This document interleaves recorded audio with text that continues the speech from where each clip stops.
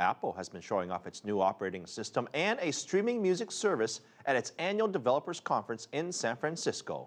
And of course, we find CCTV's Mark Niu. He was at the conference and has the latest on how Apple performed at the big show. Hi, Mark.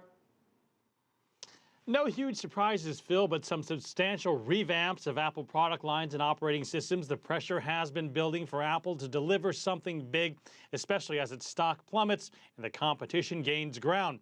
More than anything, Apple looked to set a new direction for the future.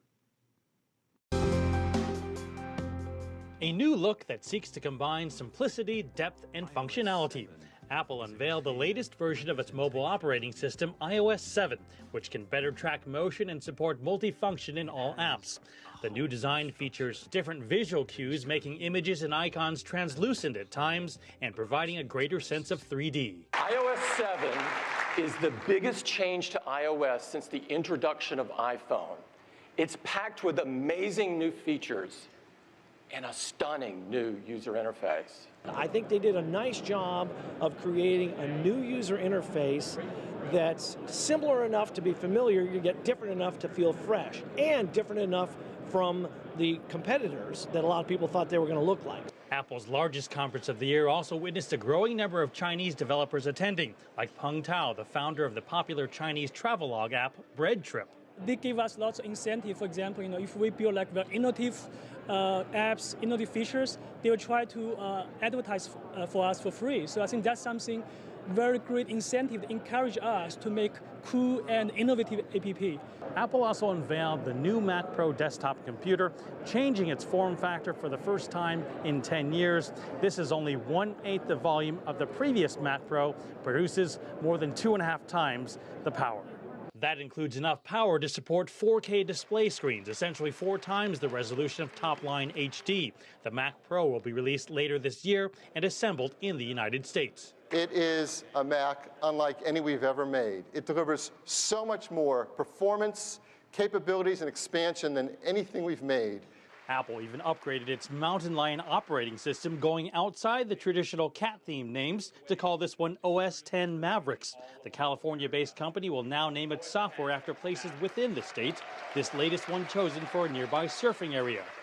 Apple also finally unveiled its long-rumored radio service, calling it iTunes Radio, a new streaming music service that is ad-supported but free for subscribers to its iTunes Match service. And Apple updated its Mac Air notebook lines for both the 11 and 13-inch laptops. They will include Intel's 4th-generation core processor, known as Haswell. It's more powerful, but is also able to extend battery life by several hours. Phil. Hey, Mark, I don't remember a year where the stock was so pounded and the expectation perhaps that Apple really needs to do something big to get some momentum. Do you think they made a big enough statement today? Well, it certainly made a statement, but I think it's a little statement really that's designed just to keep critics and consumers tied over until its next big thing, like perhaps a new phone or maybe even a watch or something we've never seen before, which is expected to happen around September. Changes have to happen in stages because they need to give developers time to work with iOS 7.